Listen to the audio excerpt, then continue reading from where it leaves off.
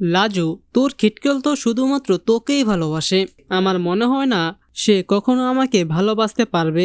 তাই আমার মনে হয় আমার এখান থেকে চলে যাওয়াই ভালো। হ্যাঁ সুপ্রিয় দর্শক, কোণে দেখা আলো ধারাবাহিকের আজকের পর্বে আমরা এমনটাই দেখতে পারবো। বিস্তারিত জানতে চাইলে এখনই আমাদের এই ভিডিওটা একটি লাইক দিয়ে চ্যানেলটিকে সাবস্ক্রাইব করে একদম শেষ পর্যন্ত দেখতে থাকুন। আর কমেন্টে জানিয়ে দিন যে আপনি কোথা থেকে এই ভিডিওটি দেখছেন।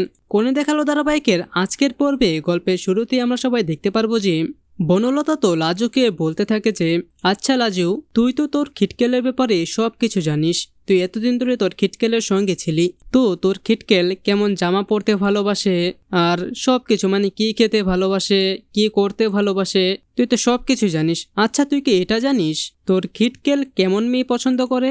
ও কি আমায় পছন্দ করে? আমাকে কি ও ভালোবাসে? আর তখন তো লাজু এক দৃষ্টিতে তাকিয়ে থাকে বনলতার দিকে।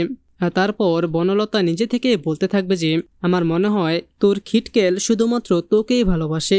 ও তো আমার দিকে একবারও ফিরেও তাকায় না। আমার মনে হয় আমি এখানে এসে অনেক বড় ভুল করে ফেলেছি, আমার এখান থেকে চলে যাওয়া উচিত। তো সুপ্রিয় দর্শক, এরকমটাই যদি দেখানো হয় তাহলে আপনারা সবাই অনেক খুশি হবেন। তো আর আপনারা সবাই এরকমটাই চান তো? আপনারা যদি এরকমটাই চেয়ে থাকেন তাহলে সেটি নিচে কমেন্টে জানিয়ে দিন। এবং এরকমই প্রতিদিনের সব আপডেট সবার আগে পেতে চাইলে এখনই আমাদের এই চ্যানেলটিকে সাবস্ক্রাইব করে দিন।